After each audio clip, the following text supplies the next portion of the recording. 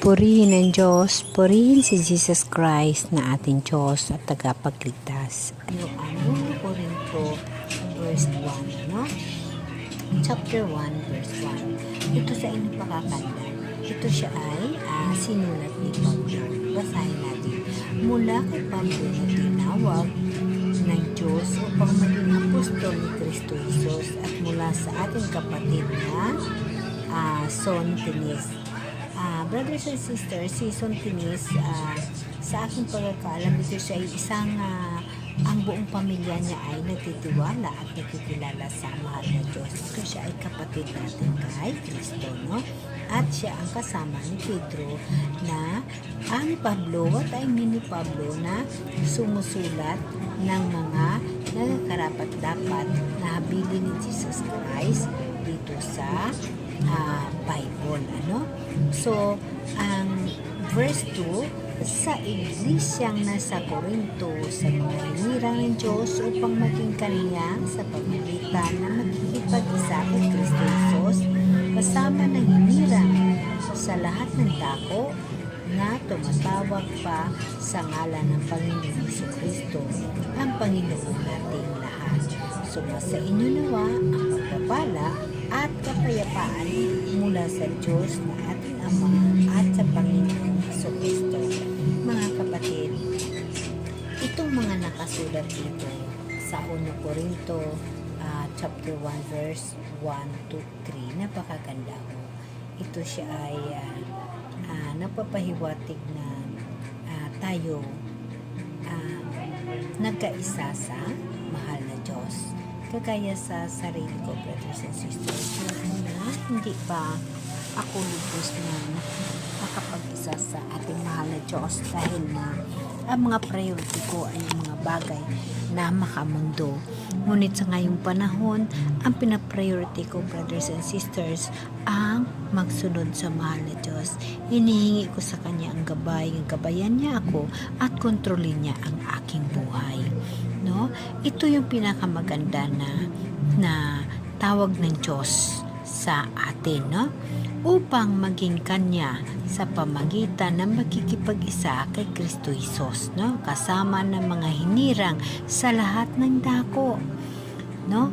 Kaya kailangan natin na magkaisa sa ating mahal na Diyos upang makamtan natin at maunawaan ang purpose ng mahal na Diyos sa buhay natin dito sa mundo. Ipagpatuloy natin sa verse 4. Lagi akong nagpapasalamat sa Diyos dahil sa mga pagpapala niya sa inyo sa pamagitan ni Kristo Jesus, sapagkat sa inyong pakikipag-isa sa Kanya, kayo'y umunlad sa lahat ng paraan, maging sa pananalita at kaalaman.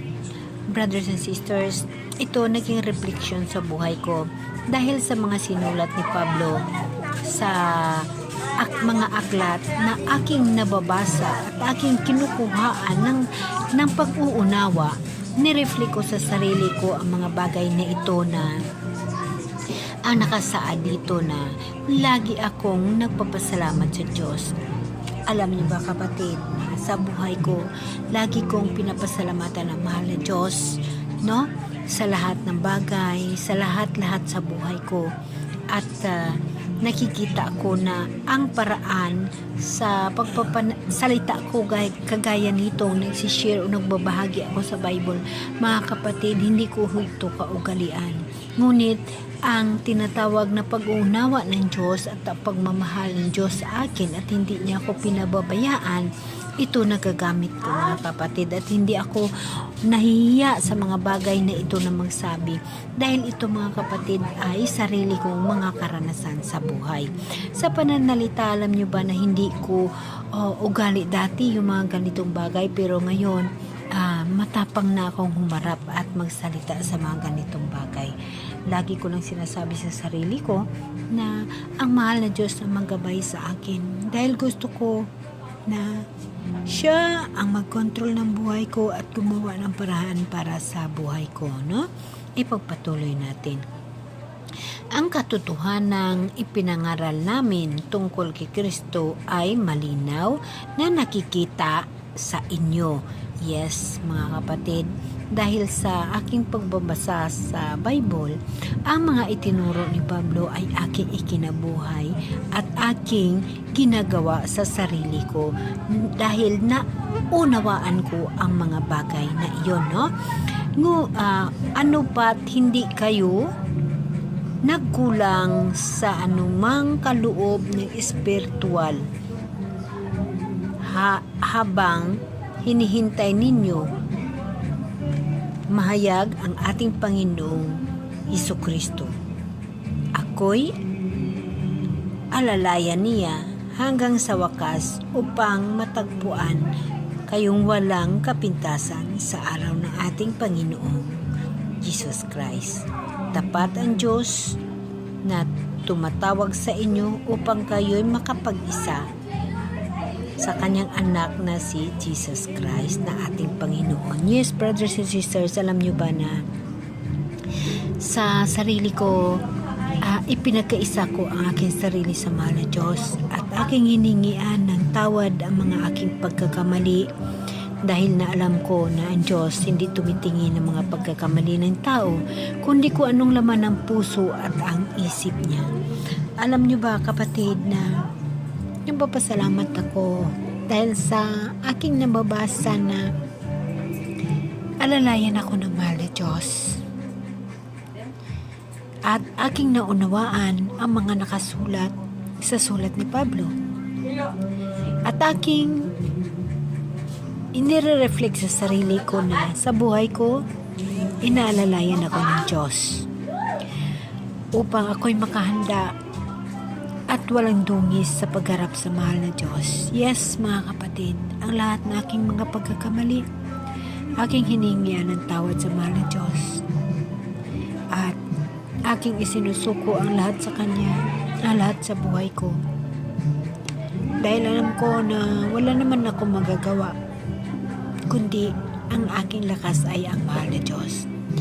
Napakagandang bahagi ng buhay ko ang sinasabi na kayo'y alalayan niya hanggang sa wakas upang matagpuan kayong walang kapintasan sa araw ng ating Panginoong Jesus Christ.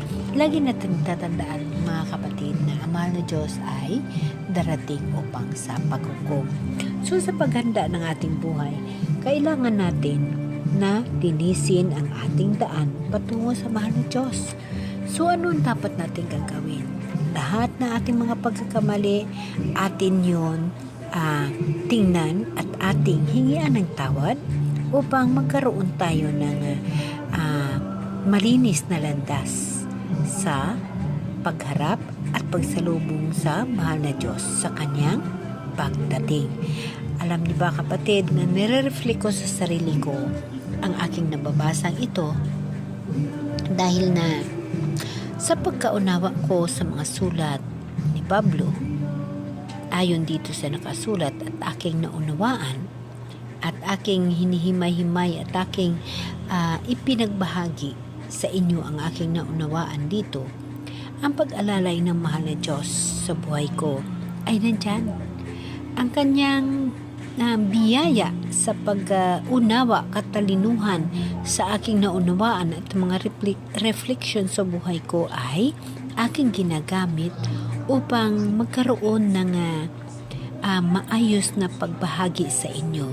Yes, mga kapatid, alam niyo ba na kung hindi ako inaalalayan ng mahal na Diyos, hindi ko kaya magsalita sa mga ganitong bagay dahil ako ay mahina. Amen? Amen. Kaya dapat nating tatandaan at lagi nating tatandaan na pag nag-isa ka sa mahal na Diyos, gagawin mo ang ulo ang Diyos at ikaw ang katawan. Ang lahat na sa sayo ay maaayos. Alam niyo ba, kapatid, na wala akong ibang pinapangarap kundi antayin ng mahal ng Diyos at magsalubong sa Kanya at lalo pang porsigihin ang pagbabasa ko sa Bible at sa pamaraan nito aking maibahagi sa inyo ang pagsaksi ko sa kabutihan ng mahal na Diyos. Kapatid, lahat tayo magkaroon ng tinatawag na paghukom. So, paano natin paghandaan at salubungin ang paghukom ng mahal na Diyos pag ang ating daan ay hindi pa nalinisan? Number 1, gagawin natin sarili natin na maging malinis ang ating daan. Humingi ho tayo ng gabay sa Holy Spirit na nasa puso natin na ibinigay ng Diyos ng malinis na daan. Maghingi ng tawad. Hingian ng tawad ang ating mga ginawang kasalanan at ialay sa mahal na Diyos ang lahat sa buhay natin. Dahil ang lahat ng mga bagay, ang mahal na Diyos, hindi tayo pababayaan. Alalayan niya at kilala ng Diyos ang kanyang mga tupa. Kilala tayo ng mahal na Diyos at alam na mahal na Diyos ang dapat niyang gagawin sa atin. Mga kapatid, napapasalamat ako bilang ako dahil sa aking karanasan sa buhay na lahat ginagabayan ako ng Diyos at hindi ako pinababayaan. Yun ang ipinagmamalaki ko sa sarili ko, ang buhay na kasama ang Diyos. Hindi ho ako nahihirapan. Yes, marami ho sa atin na nagkakamali. Nagkakamali ako. Ngunit, lagi nating tatandaan na ang Diyos gumawa ng gabi at gumawa ng araw. Ang gabi, ang panahon sa pagpasalamat natin sa buong mag-araw na ang gabay niya at ang ating obligasyon bilang tao na kasama siya ay atin na pagtagumpayan. Mapasalamat at humingi ng kapatawaran dahil tao lamang. Hindi ho tayo perpekto, tao ho tayo. Kaya ang gabi, ilaan natin sa pagpapasalamat kapag hingi ng tawad.